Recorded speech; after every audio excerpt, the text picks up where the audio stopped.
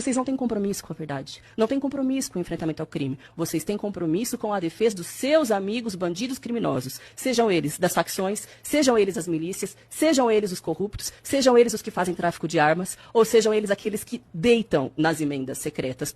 Para eles é tudo um tema de narrativa. Por exemplo, quem aqui não se lembra de Marielle Franco? Bater em Marielle, cadê Marielle, quem matou Marielle, etc. e tal. Quando a investigação chegou, né, no deputado Brazão, que declarou apoio a Dilma Rousseff na última campanha de 2014, eles ficaram quietos. Estão se lixando para quem matou Marielle.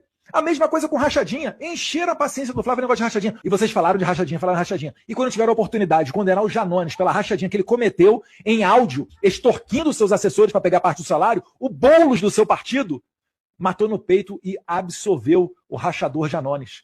Então vocês não têm moral para falar com a sociedade brasileira. Eu venho aqui, boto a cara a tapa. O filho de Bolsonaro bota a cara a tapa no podcast. Cadê o filho do Lula?